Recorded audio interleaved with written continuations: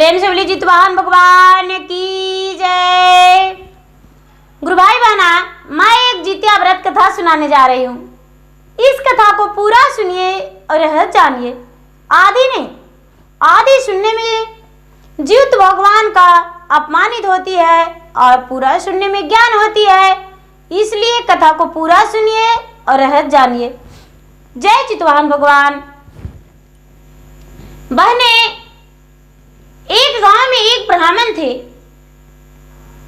और ब्राह्मण बहुत बड़े विद्वान थे, बहुत बड़े पुजारी थे।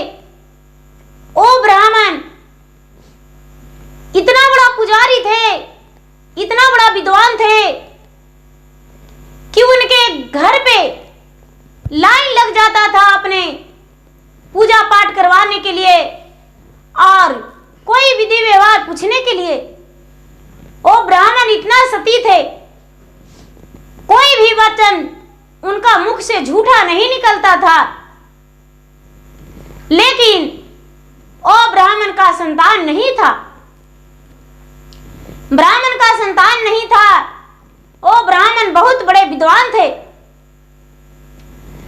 कई वर्ष ब्राह्मण देवता ब्राह्मणी दोनों तपस्या किए और तपस्या करने के बाद हवन कराए, पुत्र यज्ञ कराए और पुत्र यज्ञ कराने के बाद भगवान सूर्य देव, शंकर भगवान, सभी देवी देवताओं ब्रह्मा विष्णु लक्ष्मी सरस्वती सब आपस में कहते हैं कि वो ब्राह्मण इतने पुण्यवानी, इतने अच्छा ब्राह्मण, इतने अच्छा दिल का, और उन्हें संतान नहीं है, उनका संतान होना चाहिए, उनका संतान होना चाहिए। और भगवान की कृपा से जो ब्राह्मणी थी, ब्राह्मण जब पुत्र यज्ञ कराए तो उनका जो पत्नी थी गर्भवती रह गई, गर्भवती रह गई। बहने समय बीतते बीतते बीतते बीतते 9वां महीना बीत गया। जब 9वां महीना बीत गया तो 9वां महीना बीत जाने के बाद उनका पत्नी का औद्र से, ब्राह्मणी का औद्र से एक कन्या जन्म ली। एक कन्या जब जन्म ली तो ब्राह्मण उसका नाम धर दिए सती। ब्राह्मण उसका नाम सती धर दिए। वो जो सती थी कभी बाहर दरवाजा पे नहीं निकलती थी, आंगन में तुलसी का वृक्ष में जल दिया करती थी और पूजन किया करती थी और घर में ही रहती थी। सारा गांव का लोग जब मन होता तो ब्राह्मण की बेटी सती से मिलने जाते थे और उनसे जो भी दर्शन करके जाते थे, कोई यात्रा शुभ कार्य के लिए, उनका कार्य मंगल होता था, शुभ होता था। और उनका मुखड़ा देखकर लोग सोचते थे कि कहीं भी जाते हैं तो कार्य सफल हो जाता है, और उनका मुख देखकर ही जाते थे। या तो बेटी के रिश्ते के लिए या कोई कार्य के लिए, सफल के लिए, वैसा ही करते थे वहां के लोग। बने एक दिन का बात है कि वो सती एक दिन आंगन बाढ़ रही थी। आंगन बाढ़ रही थी, सुबह सुबह का समय था और सूर्य का प्रकाश निकला था और सूर्य जो देखे इसे तो इसे देखकर लालायित हो गए और कहते हैं कि दिन में तो मुझे पता ही नहीं चलता कि कौन सा लोग कैसी है, मैं तो दिन भर तपता रहता हूं, लेकिन आज मैंने सती को देखा और उसके मन में मेरे लिए प्रीत है, मेरे लिए भावना है और मुझे उसका भावना को पूरा करना है, उसका प्रीत को समझना है। और ठीक आधी रात में सूर्य देव केवाड़ी खुलवाने लगे। केवाड़ी खुलवाने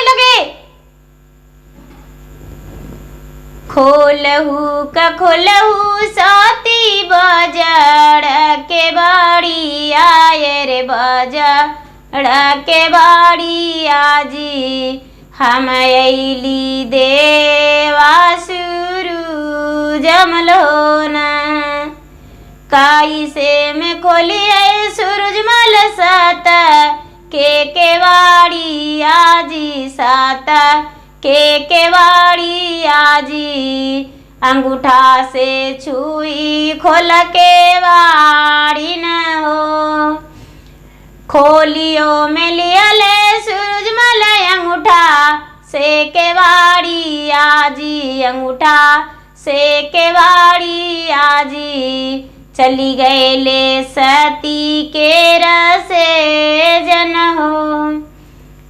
बहने जब आधी रात में पहुंचे तो सती को खुलाने लगे केवाड़ी, तो कहती है कि आप जब सूरजमल हैं सचमुच में, तो मुझे तो केवाड़ी खोलने का आवश्यकता नहीं पड़ेगा। हम केवाड़ी कैसे खोल सकते हैं? हम केवाड़ी नहीं खोलेंगे। आप अपना अंगूठा से खोल दीजिए केवाड़ी। अंगूठा से केवाड़ी सूरजमल खोल दिए सूरजदेव, और खोलकर और उसका कमरा में चले गए, उसका बिस्तर पे चले गए। जो सती थी वो सूरजदेव से बोली कि हे महाराज, मैं तो कुंवारी हूं, यदि आपके साथ मैं रात बिताई तो मेरे माता पिता मुझे काट कर गड्ढे में भर देंगे और पूरा लोग मेरे पिता का पशिष्ठा पे उंगली उठाएंगे, दाग लग जाएगा। लेकिन सूरजदेव नहीं माने। सती बोली कि हे सूरजदेव, मैं आपके सामने कुछ प्रस्ताव रखना चाहता हूं। बोले कि ठीक है। कहने लगे कि हम अपने माता से आज्ञा लेकर आते हैं और आप मेरा पलंग पे इंतजार कीजिए, मेरा पलंग पे इंतजार कीजिए। और ये जो सूरजदेव थे, सूरजदेव क्या किए, वही इंतजार करने लगे। और सती जो थी कहती है अपने सत से भगवान से सुरन करके कि हे भगवान, हे इंद्र महाराज, आज मेरा लाज बचा दीजिए। जलवा से जैसे पानी में मुझे मिला दीजिए, अग्नि लहरे जैसे, हे अग्निदेव, अग्नि में मुझे जला दीजिए। लेकिन मुझे पाप से रोक दीजिए। मैं कुंवारी हूं और सूरजदेव के साथ मैं कैसे जा सकती हूं? उनके साथ रात नहीं बिता सकते। बहने, जो सती थी एक पिंजरे में बंद गई एक तोता बनके और अपना आवाज में बोलने लगी। सूरजदेव जो थे नाराज हो गए, और नाराज होकर और गुस्से में वहां से चलने लगे। लेकिन उनका कामदेव रहा नहीं गया। सूरजदेव का कामदेव जो रहा नहीं गया, सती जो थी पिंजरे में तो छुप गई। सूरजदेव का पता नहीं चला कि वो किधर गई। नाराज होकर और बाहर निकल गए और गुस्से में उनका दरवाजा पे पेशाब कर दिए। तो एक तरफ पेशाब किए तो खीरा जन्म लिया, और एक तरफ पेशाब किए तो गिंधारी साग जन्म लिया, और एक तरफ पेशाब किए तो नुनिया साग जन्म लिया। और पेशाब करके वहां से चल दिए। जब चल दिए तो सवेरे उठी ए बेचारी सती, और सती जो पिंजरे से आजाद हो गई कहती है कि हे इंद्रदेव, मैं परम सती आपसे विनती करती हूं कि मेरा जो रूप था वही रूप में बदल दीजिए। मैं तो अपनी लाज बचाने के लिए ए पक्षी का रूप धारण करना पड़ा। और फिर से सती एक लड़की बन गई और सवेरे बाहर दरवाजा पे आई तो देखती है कि अरे मेरा दरवाजा पे एक सुंदर सा खीरा का पेड़ जन्म लिया है और कितना सुंदर एक ही फल है, क्यों ना इस फल को हम खा लूं, बहुत सुंदर लग रहा है। जब साग देखी तो साग कहती है कि अरे ये साग को क्यों ना हम भोजन बनाऊं, बहुत सुंदर सुंदर है। लेकिन ये भी इसे पता नहीं था कि ये तो सूर्य देव का सब कमाल रचा है। जो दुनिया साग था और गिंधारी का साग था उसे तोड़कर और जाके कढ़ाई में बना ली और खीरा जात था जो खीरा खा ली। खीरा खा ली सवेरे उठ के, अब बहने इसे गर्भवती रह गया, सती का गर्भवती रह गया। ये तो इसका पता ही नहीं था कि सूर्य देव का कामदेव रहा नहीं गया तो इसी खीरा में उनका अंश है छुपा। अब कुछ दिन बीता तो सारा लोग उंगली उठाने लगे कि सती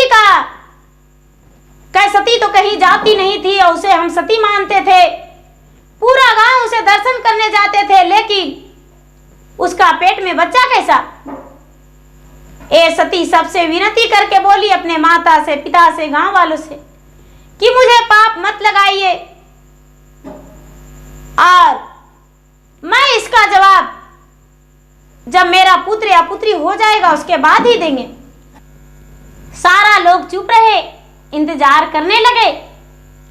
जब इंतजार करने लगे तो बहना 9वां महीना हुआ। 9वां महीना के बाद सती का ओद्र से एक सुंदर पुत्र जन्म लिया। जब एक सुंदर पुत्र जन्म लिया तो सारा लोग हाहाकार मचा दिए कि ब्राह्मण का बेब्याहे कन्या का एक पुत्र जन्म लिया है और ये पुत्र कहां से आया और किसका अंश है। सारा लोग हाहाकार मचाने लगे। लेकिन बहने ए सती जी थी, परम सती थी, ए बेचारी थोड़ा सा भी नहीं डगमगाई, थोड़ा सा भी नहीं डगमगाई, इसका कदम हिला नहीं और सबसे कहने लगी कि थोड़ा सब्र कीजिए। जब ये बच्चा का 3रा महीना हुआ तो नामकरण के लिए अपने इंद्रदेव से प्रार्थना की कि हे इंद्र महाराज, मैंने तो कोई गलती और कोई पाप नहीं किया, लेकिन ये मेरा पेट में किसका अंश है वो तो आप जानते हैं और आपको आना ही होगा नामकरण के लिए। ब्रह्मा जी से प्रार्थना की कि हे ब्रह्मदेव, आपको आना होगा, मेरे बच्चे का नामकरण के लिए बिन पिता का, बिन ब्याहे कन्या का ओद्र से जन्म लिया है, तो ये कैसे हो सकता है। जब तक आप सब नहीं आएंगे मेरे पिता का माथे का दाग नहीं छूट सकता है। बहने ब्रह्मा, विष्णु, महेश, इंद्र, लक्ष्मी, सरस्वती, पार्वती सब आए और इस ब्राह्मण के घर आसन लगा के बैठ गए। वहां पर सूर्य देव को भी आना पड़ा, सूर्य देव को भी आना पड़ा और इंद्रदेव कहते हैं कि ये मेरा बच्चा है, ये जो इसका पेट से जन्म लिया है कुमारी कन्या का अंश ओद्र से, तो मेरा बच्चा है। ब्रह्मा जी कहते हैं कि ये मेरा है, तो विष्णु जी कहते हैं कि मेरा है, शंकर जी कहते हैं मेरा है। ये तो सब लक्ष्मी और सरस्वती का लीला रचा हुआ था। लक्ष्मी और सरस्वती का लीला रचा हुआ था कि ऐसे तो सूर्य अपना गलती स्वीकारेंगे नहीं और बच्चे को अपनाएंगे नहीं, इसलिए आपको ऐसा व्यवहार करना होगा। यदि ऐसा नहीं कीजिएगा तो अपना नाम सूर्य नहीं दे सकते हैं और बच्चे का नामकरण नहीं करेंगे। बहने, सूर्य का तो प्रकाश खुद जलस होता है,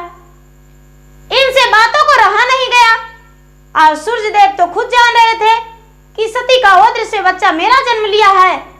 और जाकर सारा लोग तो कह ही रहे थे कि मेरा है, और सूर्यदेव अपने गोद में उठाकर कहने लगे कि नहीं, ये बच्चा मेरा है।